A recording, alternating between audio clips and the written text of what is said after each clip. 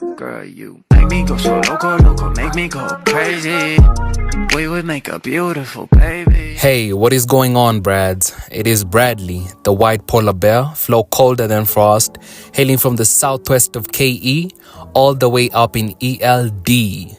Welcome back to another episode here at the Blue Block Podcast. This time we'll be getting up close and personal. We'll be going down in memory lane to know a little bit about my dating history. The reason why I do this is because I want to share my experiences as a man, as you're not so typical dude, so that you could connect with a guy who maybe you feel has the same principles as you. You never know. And if you want to catch up with more of this, you could always follow this podcast on Spotify, give it a rating, hop on YouTube Music, and listen from there under the channel This is Bradley. That is Bradly. No E's, alright? Now let's get right into it. Is you trying to date me? Is it yes? Is it no? So, my journey with matters of the heart started at a very young age. I honestly believe this all stems from the fact that I was pre-exposed to a lot growing up and kind of knew too much for my age. Cupid came into my life very early. I'm talking around 5 to 6 years. I honestly had not much knowledge of what love actually meant. It was basically child's play. Chalongo, cha baba na cha mama in my native setting. I remember her name was Faith. For all those out there, never lose you like I did. I remember we were in the same nursery and we were really close friends. We were always neck and neck. Like, I was the class monitor and she would always be my assistant kind of thing. This was just the norm. The gathered knowledge that we had from various sources of what couples do, that's what we actually applied. And we just behaved like couples. Feel me? I do remember one time we actually staged a whole wedding at school. I'm the groom and she's the bride. The whole thing was legit. We had the whole class like playing along. We had a pastor. I had a best man beside me. All the bridesmaids wore like matching fits with the same flowers in their hair. Man, those were some good times. Another memory I have of me and her was like when we were going home together. So we used to like walk together. Before you like enter a drive that now leads up to their respective houses and where I guess she lived, there was this like shop right by the drive's like entrance. So outside the shop, there was this jacked up bald dude with like a white dog beside him. I'm not gonna lie, that niggy honestly looked like Randy Orton. In my mind, I saw Randy Orton. And the thing is, right about this time was when WrestleMania was popping, and I used to see these wrestlers and get so startled. So like, Faith was to the side, just urging me like, yo, just come. And I was frozen, like stuck in place. I just started slowly moving farther and farther back until like I just went home. Those were the memories that I had of nursery, because after we graduated, it was done. We both went our separate ways and I never got to see her again. No, I'm lying. Only for like a while. I was shipped to a godforsaken public school. That's honestly like the only thing I'd say that I regret out of my education, to be honest. I stuck with it for like a year or two. But then going back to the nursery that we were from the teacher, that is, I heard that Faith had gone to this school that I was actually supposed to go to, though things didn't work out like immediately. So I went back home and the operation was just to press mom and the whole family so I could get into that school. And believe it or not, things actually worked out and I did go to that school. I got into that school in like the third year. So I was placed in a very different stream from the one that she was actually in. And I was like still navigating my own stream before I could even like discover that there's another side. You understand? But like, I remember there was this time where we met during recess as we were passing each other. So she like stopped me and asked me if hey, but are you the same boy that we went to back through like in that same nursery? And like, no. And I was like, yeah, I'm actually the one. Surprisingly, she ran off. I just went on with my life because probably she was like going out to, play with her friends and everything. And this, weirdly enough, was the only interaction we ever had while we were in that school. So like, believe it or not, this was the last time that I ever saw her in my life. I think later she transferred and I couldn't like follow her everywhere. So Cupid drew an arrow and struck again. Now this one, I won't say their name. Let's just give her an alias, Penny. Now I believe it was at the start of puberty, just like earlier on. Penny approached me, though, through a friend. And this was like the norm with relationships at this era, where there was always a third party in between you guys, just mediating back and forth, facilitating communication to and fro. So through the mediator was how I got to know that, Penny has feelings for me. Even though I accepted like prematurely, I was just like, yes, after a week. Because right about now was when the boys were chatting about, how like they had girlfriends and in their life. And I was just there like under pressure of, I should have someone by now. So I said yes. Though it didn't last, I kind of had to be honest with myself. Like, I was not feeling it. I was just there because, like, people like me were in relationships. I eventually ended it. She cried. I felt bad, though we were still friends after. Even she went ahead and, like, dated one of the niggas I knew in that same school. Now, I might not be at liberty to say all of them, but I'll end with this one. Cupid set his eyes upon target and made sure to strike. For this particular one, there's an actual backstory behind it. Let's give her the name Amanda. So, it was a very crucial year. I'll just say that. Now, during this same year, we went for a class trip to Mombasa. And prior to this trip, we were actually advised by our trusty English teacher, Mr. Nzioka. I remember his name very well. That going to this trip, we should let it all out. I mean, genuinely let loose and do all that it is that we wanted to do. Just purely have fun and live to the utmost. So that when you actually return, you can buckle down and just focus and just put your 100% when it comes to like classwork. And where was Bradley? Bradley was there, sat, listening keenly and adhered to each and every word.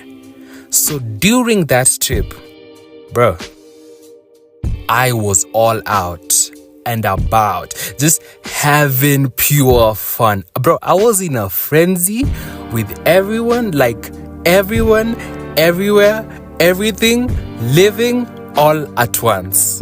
So purely I let loose. I'm not gonna lie. I was just having fun because I knew when I'm back, I'm just gonna put like my head out to my books. So see us coming back from the trip, and I was there focused because you know what? I left all my shenanigans ended with that trip.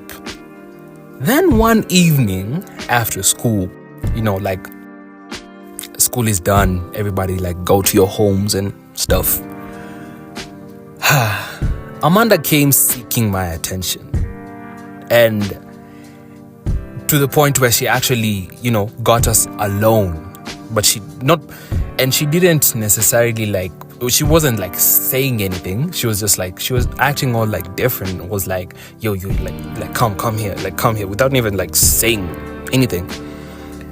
So, not by words, but by signs, she said that she had feelings for me. And I was surprised, and it actually took me like 2 weeks to be like, no, like, you only live once, so yes. So I said yes. I actually agreed to be with Amanda. So, and with Amanda, I had never experienced anything like this before. This was like low-key special. At this time, she had no phone, so we communicated like the old-fashioned way, through letters, and we'd exchange books back and forth with like letters hidden inside of them. I mean, don't get me wrong, I mean, all I know, it was cute, like, sue me. So with Amanda, I have like so many fond memories. There was one where we were making the exchange. Now, like, she had written her reply and was put in one of my books and was like bringing it back to me, and just a random, like, bare random, like, type of Nick just comes, like a classmate, I'd say, comes and just like starts to demand to see the book that she was handing to me.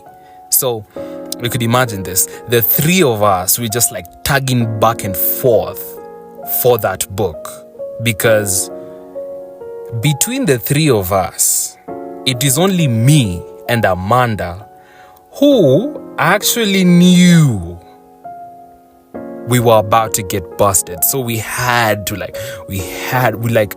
genuinely, it was a struggle. And she was like, and the other classmate who was, struggling for it was like, yo, just take it. You understand? But it's like, between me and her, me and Amanda, to be like, yo, we almost got like busted and stuff. So like, that was like a very, very, very kind of, I don't know, weird encounter. Like, you could even go to the extent, imagine all the things that you do for love. Honestly, Aki, there was this one silly thing nilifanya. Well, kulikuwa na kitu moja nilifanya. There was this one thing that I did. God, I can't believe I'm saying this. She used to spritz all her letters with perfume, and they used to smell so nice. Just like tradition. I mean, back in the day when people used to send letters back and forth, like during I believe the eras of like your mothers, your parents, and all that stuff, where like the letters used to be sent from this high school to the next high school, and like, letters had some sort of fragrance, something to like not only people to experience you through like your words and get, like, kind of, get the feelings and emotions that you've put down in pen and paper.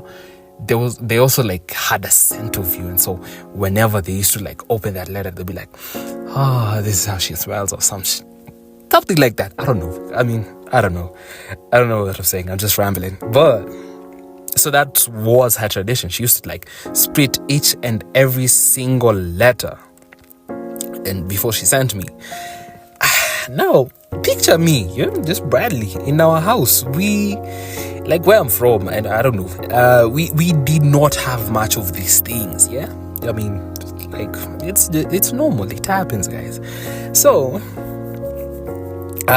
but you see Bradley, man, Bradley is an entrepreneur. Bradley knows his thing. You know what Bradley did, yeah? Bradley took scented detergent, and placed the letter inside of the detergent overnight, and he made sure the letter was submerged by all the detergent particles so that it would marinate overnight until the next morning. That's when I would like take the letter out and make sure, not even a detergent, not even one detergent particle was even like traceable on that letter before I actually gave it to her, and I think I probably missed like a few, because there was this one letter. She actually went ahead and asked me about it, like, which perfume do you use? And bro, I lied like a dog, straight through my teeth. And I was like,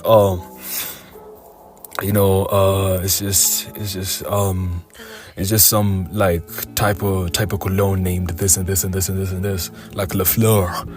No offense to Tyler though. I just made something up like on the spot, and well, whether it worked or it didn't, I mean, bruh, yeah, I had to, and so really, after this, like, time really went on, and when we were about to like close and like close that chapter of my life, there was this at school. There was this like I'd say like a celebration for us who are like closing the chapter, and so all the parents used to come, and there was this actually one parent who was like generous enough, who baked for the whole class a cake, and I was like, oh nice, okay. So, and I remember this, like, just child's play, like we cut the cake in class, and she used to like sneak and like take the icing, like the cake frosting, and come and like I don't know, like apply it on my face. Anyway, it was cute, and then like we used to go around like the class, just like smudging each other with like cake frosting, and I don't know, I miss those times. Yeah, we used to have fun. Really. Yeah, I mean, on the last day that we actually saw each other, that was like the last day I ever saw her. I was ever going to see her. We actually had made physical contact, and don't get your minds into the gutter. We just hugged, and at this time, or I don't know, probably for you, let me tell you about me necessarily. I'm not, well, at this time I was not a people person. So I used to have a lot of social anxiety, and probably I'd do an episode on that maybe.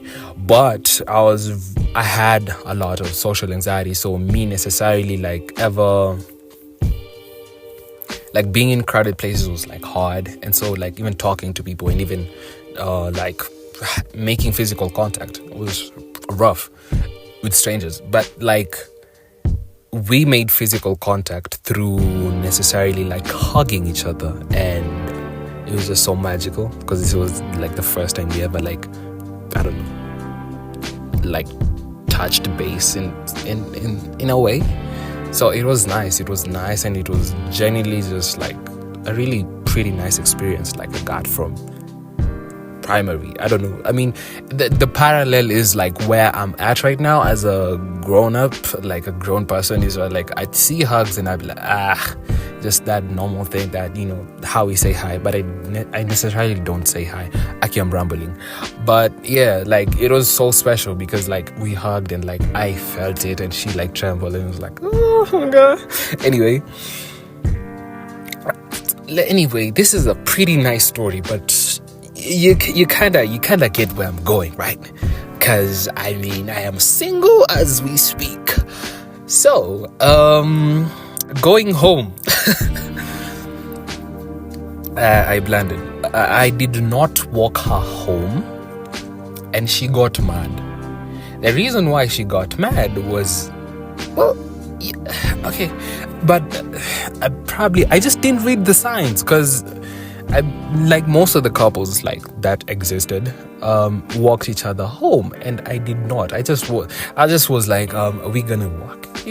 I mean, do I just like leave, just like cut myself? And I was like, bro, let me just go, because like honestly speaking, like there's nothing much I can do here. So I just went home, walked by myself, and she got mad about that.